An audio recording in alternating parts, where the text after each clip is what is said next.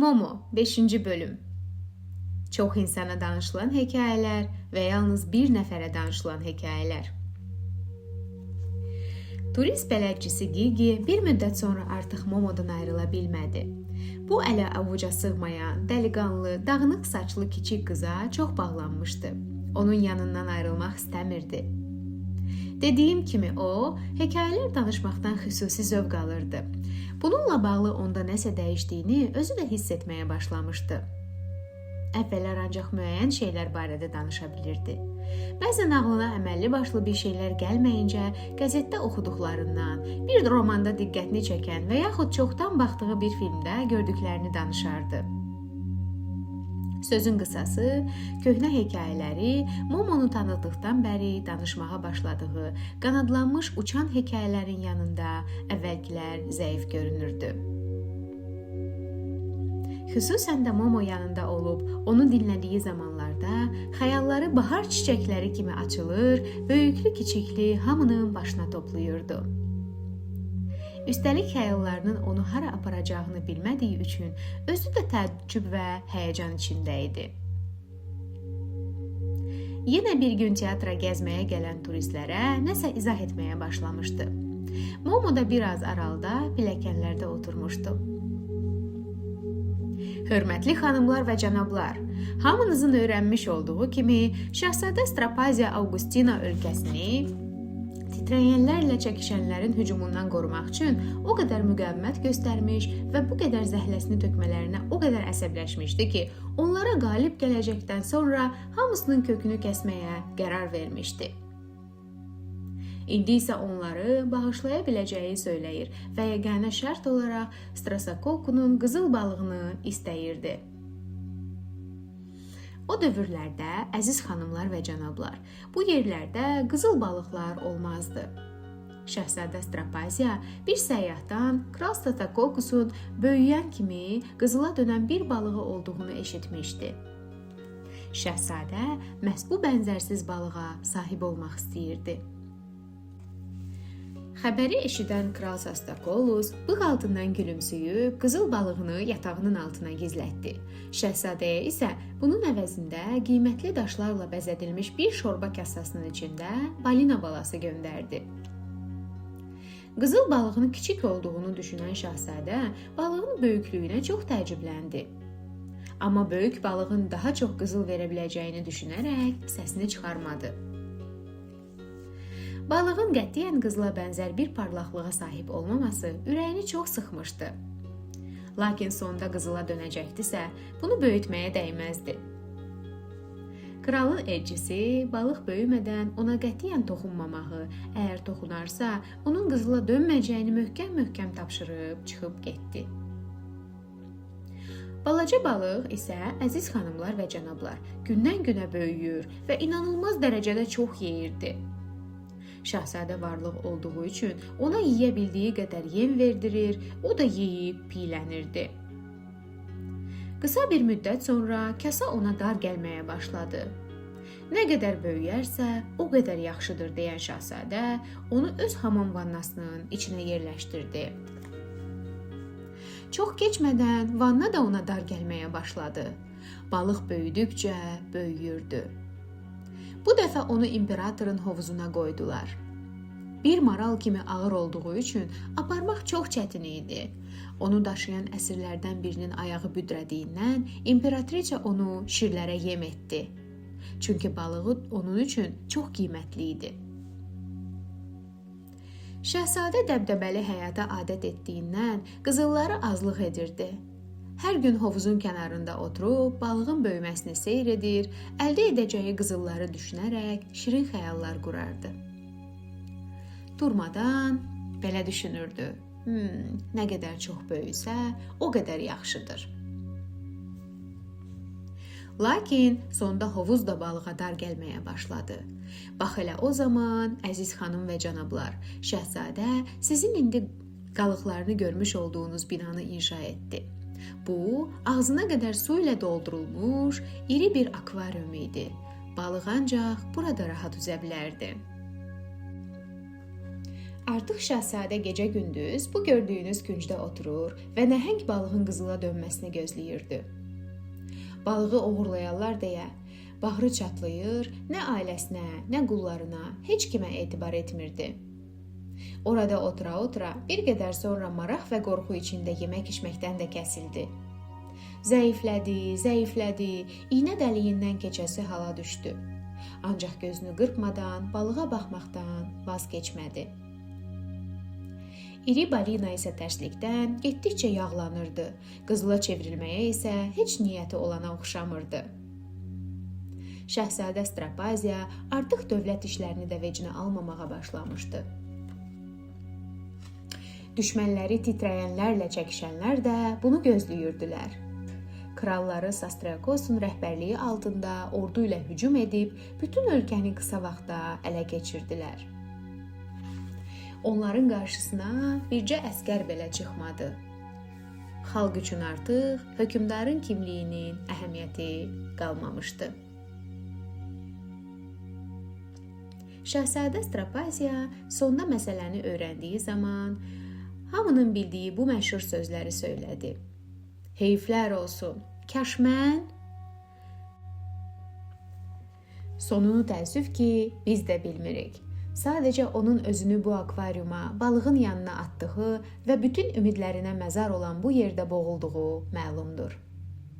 Kral Sastrakolus isə zəfərini bayram etmək üçün balinanı tutturub böldürmüş, xalqa bir həftə boyunca balıq əti yedirtmişdi. Bəli, əziz xanımlar və cənablar, gördüyünüz kimi hər şeyə inanmaq insanın başına nə işlər açar. Cici bu cümlə ilə açıqlamalarını bitirmişdi. Sözlərindən çox təsirlənən turistlər qorxulu nəzərlərlə dağıntılara baxır, o isə zəfər qazanmış komandir ədası ilə onları izləyirdi. Elə bu məqamda içlərindən biri biraz əda ilə söylədi. Görəsən bütün bunlar nə zaman olub? Cici heç sözün altında qalarmı? Dərhal, bildiyiniz kimi Şahzadə Strapaziya məşhur filosof Noyoisun dövründə yaşayıb, deyə cavab verdi. Sözsüz bu hər şeydən şübhələnən turist məşhur filosof Noyoisun hansı dövrdə yaşadığını bilmədiyi üçün "Hə, çox təşəkkür edirəm" deyib susdu.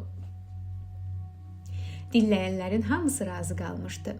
İndiyə qədər heç kimin keçmiş dövrləri belə gözəl nəql etmədiyini söyləyirdilər. Bu səbəbdən Cici papağını çıxarıb uzatdığı zaman onlar da cömərtlik göstərirdilər. Hər şeydən şübhələnən turistə bir neçə qəpik atdı. Üstəlik Cici Momo burada gəldiyindən bəri darıxdırıcı hesab etdiyi üçün eyni hekayələri bir daha danışmırdı. Momo dinləyicilərin arasında olanda Cicinin içində sanki bir hovuz əmələ gəlir, yeni kəşflər çağlaya-çağlaya axır, özünü heç məcbur etmədiyi halda bu kəşflər yuxarı doğru fışqırırdı. Bir gün Amerikalı turistlərə bu hekayəni danışırdı. Bəli, çox dəyərli xanımlar, xüsusilə sizin gözəl və azad ölkəniz Amerikada dünyanı öz düşüncələri istiqamətində dəyişmək istəyən və qızıl dəyə xatırladan qəddar kral Marcus Cominius'u tanımayanlar yoxdur. Amma o nə edirsə etsin, insanlar olduqları kimi qalırdılar, dəyişmirdilər. O vaxt bu kral həyatının son günlərində dəli oldu. Bildiyiniz kimi, hörmətli xanımlar, o vaxtlar ruhi həkimlər yox idi. Ona görə də bu kralı öz halı ilə tək başına qoydular.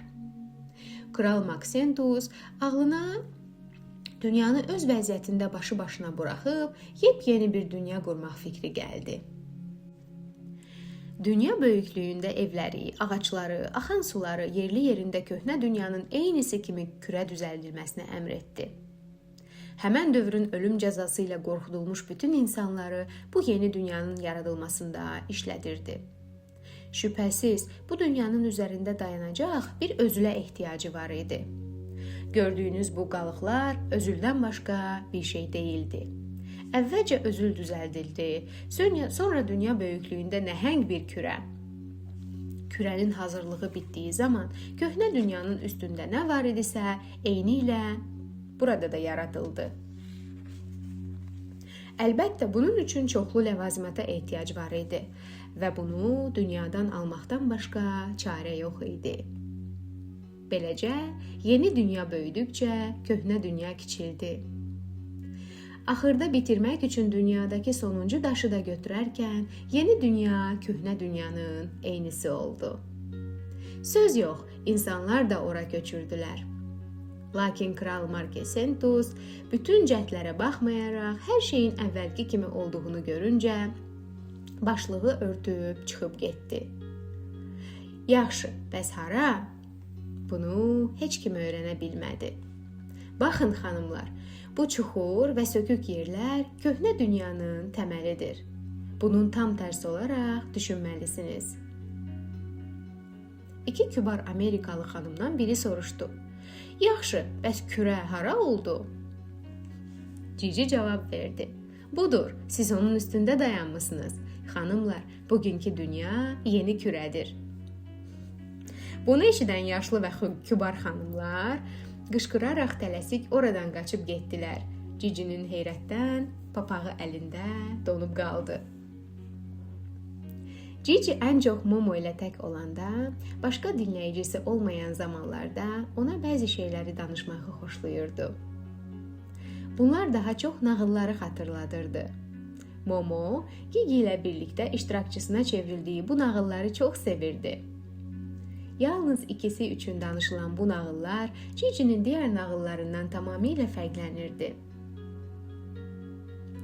Gözəl bir axşamüstü ikisi də pillələrin başında oturmuşdu. Gümüş kimi yumru ay və parlaq ulduzlar göy üzünü işıqlandırır, ətrafdakı şam ağaclarının siluetini daha da aydın göstərirdi.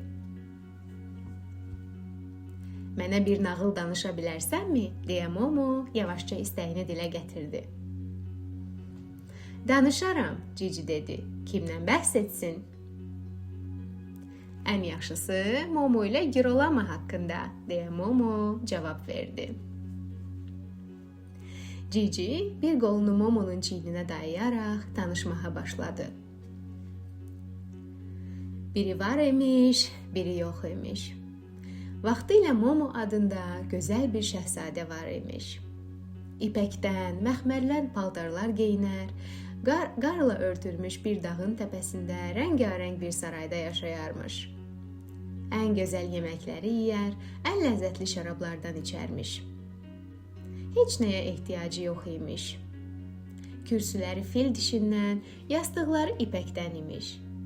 Hər şeyi var imiş, amma tənha imiş. Ətrafdakılar, qulluqçuları, xidmətçiləri, itləri, pişikləri, hətta quşları və çiçəkləri belə bir xəyal imiş. Bir güzgünün içindəki kimi. Şahzadə Momo'nun böyük, dairəvi və gümüşdən tökülmüş bir sehirli güzgüsü var imiş. Onu hər gecə dünyanı gəzib dolaşmağa göndərirmiş. Güzgü ölkələrin, dənizlərin, kəndlərin, tarlaların üzərindən uçurmuş. Güzgü geri qayıtdığı zaman qarşısına gözəl, çirkin, qəribə, darıxdırıcı nə çıxıbsa şahzadəyə təklif edər, o da xoşuna gələnləri alıb, xoşuna gəlməyənləri çay yatağına atarmış. Xəyallar da dərhal yer üzündəki axan sularda üzərək gəldikləri yerə dönərlərmiş. Ona görə də nə vaxt bir suyun üzünə baxsaq, orada öz xəyallarımızı görürük. Deyəsən şahzadə Momo'nun ölməz olduğunu, əbədi yaşama sahib olduğunu deməyi unutdum. Güzgünün içində özünü görənlər ölümlü olduqları üçün şahzadə Momo heç güzgüyə baxmazmış.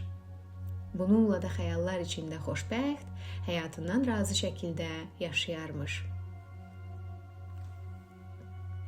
Lakin bir gün güzgü ona tayı bərabəri olmayan əvəzsiz bir xəyal gətirdi.